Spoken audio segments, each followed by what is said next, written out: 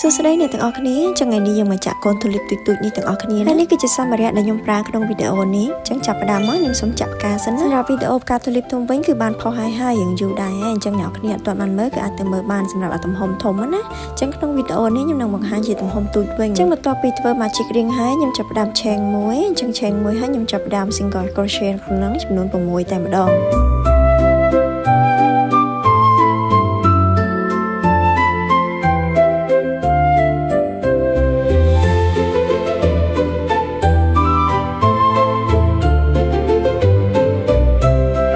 សម្រាប់អ្នកដែលគាត់ថ្មីទៅចាក់អាចប្រើជាមួយនឹងកលឹះខ្ទាស់នេះបានដែលយើងខ្ទាស់ទៅកុំឲ្យច្រឡំជាមួយនឹងកាឡាដែលយើងបានចាក់ហើយបែបហ្នឹងយើងបន្ត single crochet យើងបន្តទៀតគឺនឹងសល់2ទៀតដើម្បីឲ្យគ្រប់ចំនួន6ហ្នឹង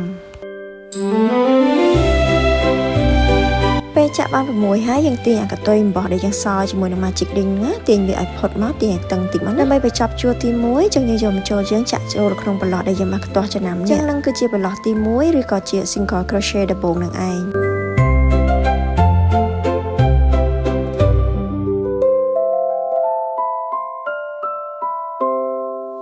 ចឹងយើងចាប់ផ្ដើមបន្តដល់ជួរទី2យើងឆេងមួយមកបន្ទាប់មកទៀតយើងចាក់ single crochet នៅក្នុងប្លោះទី1ហើយសម្រាប់ប្លោះទី2វិញគឺយើងចាក់2 single crochet ក្នុងមួយប្លោះនឹងតែម្ដង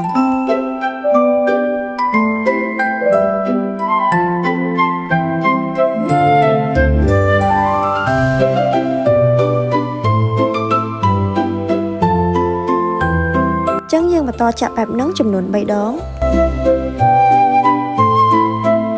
ពេលជួបមកជាមួយមកចូលខ្ទាស់ដែលយើងបានខ្ទាស់នេះហើយអញ្ចឹងយើងធ្វើដូចជាជួរទី1អញ្ចឹងយើងចាប់ផ្ដើមជួរទី3ដល់ឆេងមួយហើយយើងចាក់ single crochet ចូលប្លោះទី1ប្លោះទី2គឺយើងចាក់ single crochet ដូចគ្នាណាសម្រាប់ប្លោះទី3គឺយើងចាក់2 single crochet នៅក្នុងប្លោះតែមួយតែម្ដងដូចអ្នកនរគ្នាបានឃើញក្នុងវីដេអូហ្នឹងអញ្ចឹងយើងចាក់មួយទៀតមកនៅក្នុងប្លោះដដែលហ្នឹងយើងបន្តធ្វើបែបហ្នឹងចំនួន3ដងអញ្ចឹងសរុបទាំងអស់យើងទទួលបាន12ប្លោះ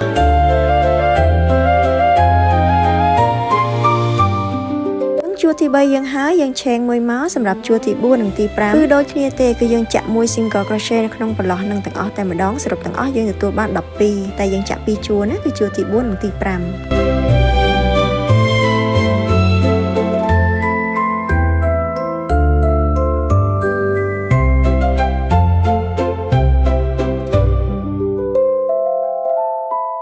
ចឹងពេលយើងចាប់បាន5ជួរហើយយើងចាប់ផ្ដើមទាញអំបោះហ្នឹងហើយឆេងមួយមកដើម្បីគួចវាជាប់បែបហ្នឹងណាហើយយើងកាត់អំបោះហ្នឹងទុករៀងវែងបន្តិចប្រហែលជាមួយឆ្អាមបន្តិចអីទៅកាត់ហើយយើងយកមកចូលមកដោតជាមួយនឹងកតុយអំបោះដែលយើងកាត់មិញហ្នឹងណាបន្ទាប់មកទៀតយើងចាប់ផ្ដើមញាត់សលៃចូ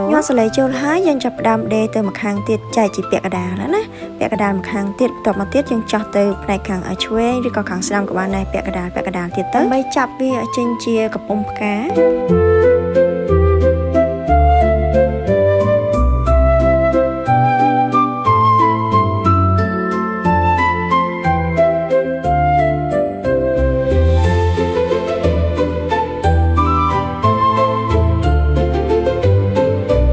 យើងហើយបន្ទាប់មកទៀតគឺយើងចាក់ស្លឹកម្ដងស្លឹកនេះគឺខ្ញុំប្រើពណ៌បៃតងខ្ចីហ្មងដោយសារតែវាកូនផ្កាទូលីបអញ្ចឹងជាដំបូងគឺខ្ញុំគួចកតុយអំបោះហ្នឹងសិនគួចហើយគឺខ្ញុំចាក់9ឆេង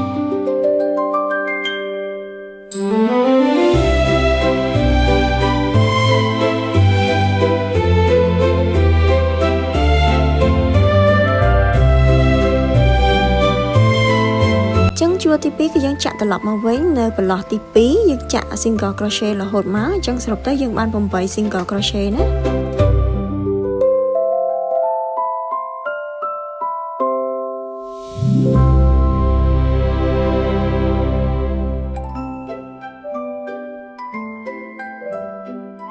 ជួរទី2ហើយយើងយកសរសៃលួសមកពុតជា2ឲ្យស្មើគ្នាដើម្បីធ្វើជាឆ្អឹងរបស់ស្លឹកហើយយើងចាប់ផ្ដើមចាក់មួយ single crochet ភ្ជាប់ជាមួយនឹងឆ្អឹងនឹងតែម្ដងសម្រាប់ជួរទី3នេះវាមាន2ខាងអញ្ចឹងមួយខាងយើងចាក់8 single crochet នៅក្នុងមួយប្លោះហ្នឹងគឺយើងចាក់មួយ single crochet បែបហ្នឹងណា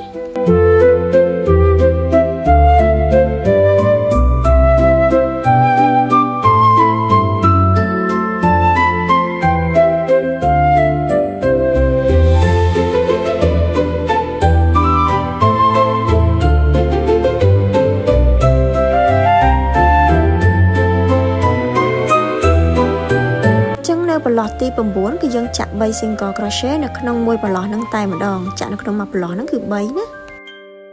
បន្ បន្ទាប់ពីចាក់ប្រឡោះទី9ហើយយើងបន្តមកទៀតចាក់មួយ single crochet នៅក្នុងប្រឡោះនីមួយបែបហ្នឹងចំនួន7ទី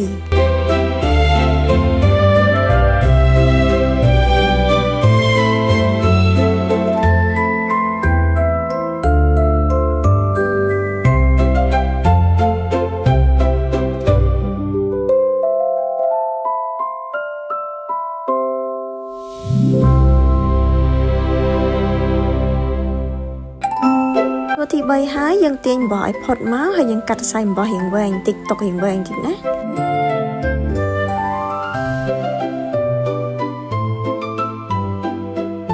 ចឹងក៏តើអំបោះឲ្យទុកវែងមិនហ្នឹងយើងយកមករុំជាមួយនឹងលួសរៀងមកយើងរុំកុំឲ្យផុតលួសនឹងពេកដោយសារតែយើងទុកខ្សែអំបោះហ្នឹងដាក់ចូលប្រឡោះលួសចន្លោះបែបនេះចឹងយើងដាក់ចូលទៅហើយយើងមួលវាបន្តិចឲ្យវារៀងជាប់សិនណា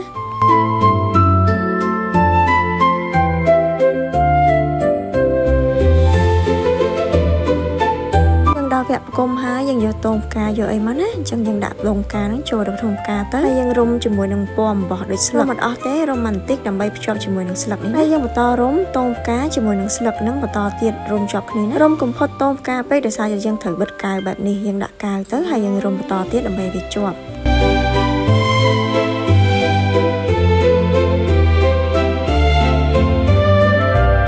ចឹងកូនការទម្លាប់យើងគឺចាក់ឲ្យហើយ cute អត់អរគុណអ្នកនរគ្នាដែលបានមើលដល់នាទីនេះកុំភ្លេចជួយ like វីដេអូនេះផងណាអ្នកអត់ទាន់ subscribe ជួយ subscribe channel ខ្ញុំផងដើម្បីបានវីដេអូថ្មីទៀតជួបគ្នាវីដេអូក្រោយទៀតបាយបាយ